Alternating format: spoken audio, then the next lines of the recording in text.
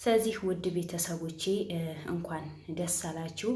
ኤርሚያስ ከእስር ተፈተዋል።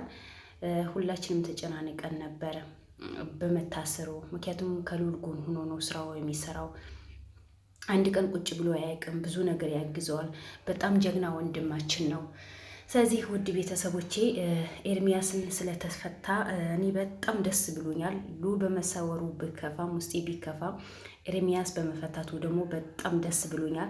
ነገራቶቹ በሙሉ እየተጣሩ ነው ተባለ። እያንዳንዱ ነገራቶችን ኤርሚያስ እንዳልሰራቸው ያው ውክልና የሰጠው ሰውየው እያንዳንዱ ነገር የእሱ ድርጊት እንደሆነ በእርግጥ ኤርሚያስ ስተሰርተዋል። ለምን ሰራ ብትሉኝ አሳልፎ በዚህ ልክን ሰውን አምኖ ሁሉ ነገር እሱ ውክልን እንዲያወጣ መስራት አልነበረበትም። ምክንያቱም ሰራተኛ ነው። አዎ ብዙ አሰሪ አሳልፎ ለሰራተኛው ይሰጣል። ግን በዚህ ልክን ወይም መቆጣጠር አንድ ሰው ኃላፊነት ከሰጣችሁት በኋላ ሁሉ ነገር ውክልና የምትሰጡ ከሆነ ከስር ሆኖ ነገራቶችን መከታተል የመሰለ ነገር የለም። ነገር ግን ሁሉም ነገር ሰው ይደርስልኛል፣ ሰው ያግዘኛል፣ ያ ሰው እምነት አለው፣ በታማኝነት ነው የሚሰራው ብላችሁ ነገራቶችን የምታካሂዱ ከሆነ በዚህ የምታልፉ ከሆነ ዋጋ ያስከፍላቸዋል። ሁሉ ነገር እንደ ራሱ ታማኝ ሆኖ የሚሰራ መስሎት ዋጋ አስከፍሎታል። ዛሬ አያችሁ፣ ብዙ ዋጋ የሚያስከፍለን ነገር አለ። ስለዚህ ሁላችንም በኤርሚያስ መማር አለብን።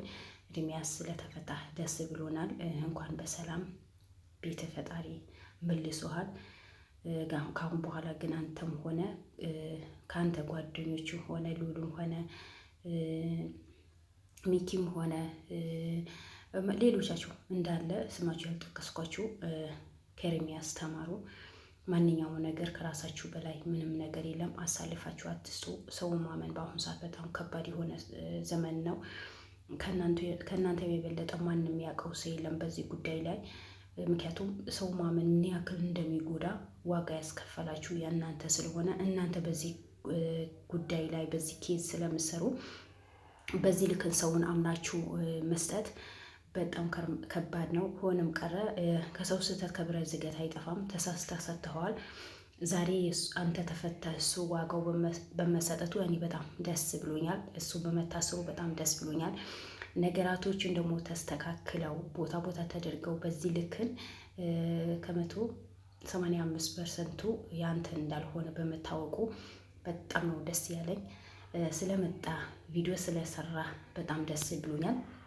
ስለዚህ ልዑልን በቅርብ እንዳንተ ከሄደበት ሀገር ተገኝቶ ስልኩም ሰርቶ ከጭንቀት ወጥቶ አለሁ ብሎ ቪዲዮ የሚሰራበት ጊዜ እኔ ናፈቀኝ። ምክንያቱም እኔ አላቅም ለልዑል ሁላችንም ነው የምንሳሳለት።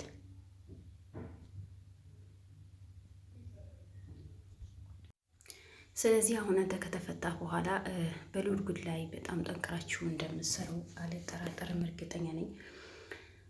ልዑል ካለበት ጭንቀት እንደምንም አድርጋችሁ ከጭንቀቱ አውጡት።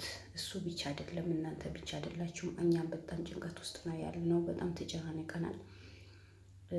ስለዚህ ከባካችሁ ከአሁን በኋላ በጣም መጠንቀቅ አለባችሁ። ነገራቶቹን በሙሉ በአግባብ መሰራት አለበት። ማንም ሰው መጎዳት የለበትም። ማንም ሰው መታሰር የለበትም። እናንተ ለእውነት ነው የምትቆሙት፣ ለእውነት ነው የምትሰሩት እንጂ ምንም የሚከፈላችሁ ነገር የለም።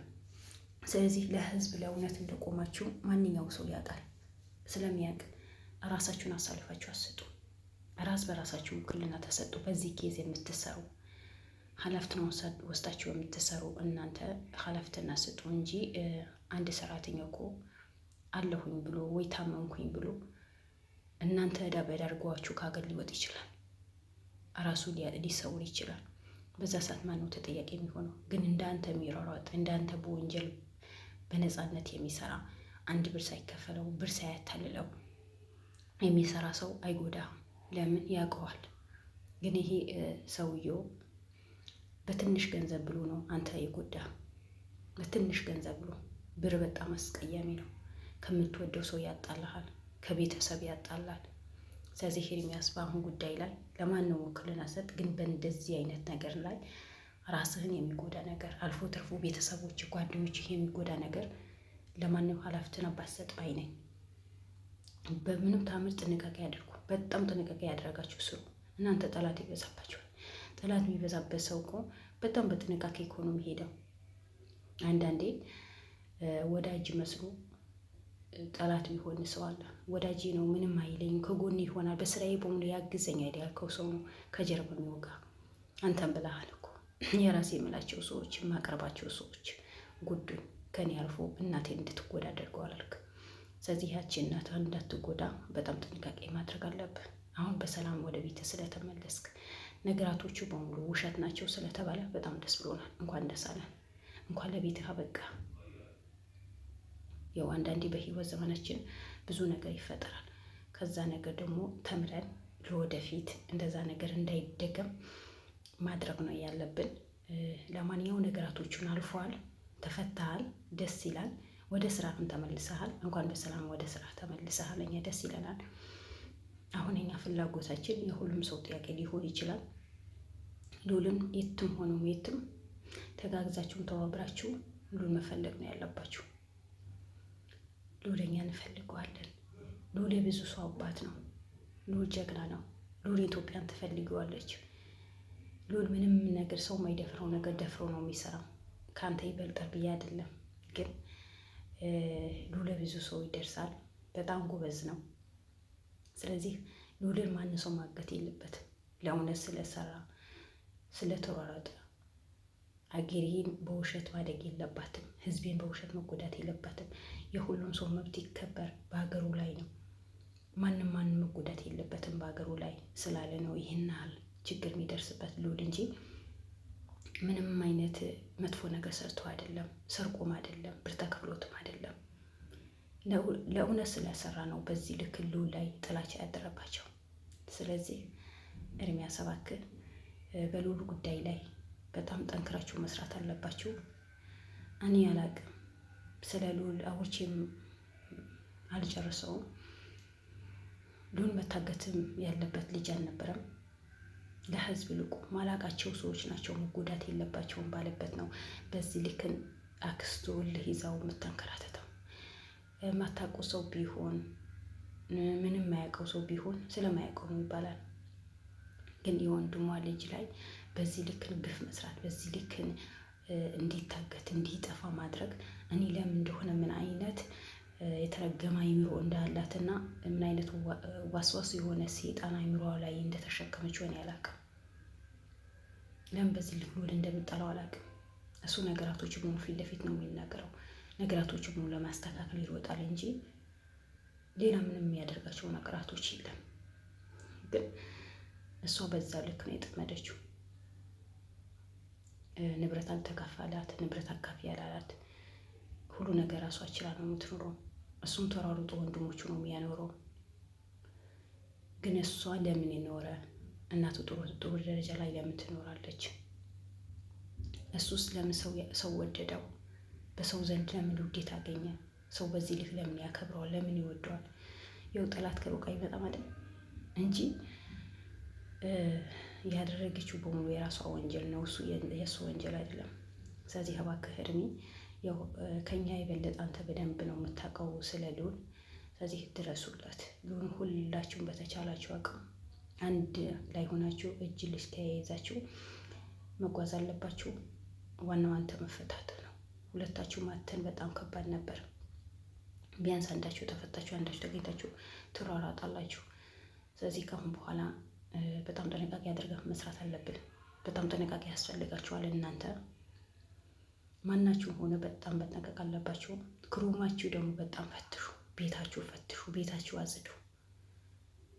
ቤታችሁ መፈተሽ አለባችሁ። ቤታችሁ መመርመር አለባችሁ። ቤታችሁ በደንብ አጽዱት። ሰው በትንሽ ነገር ፈትኑት። ስለዚህ ያ ሰው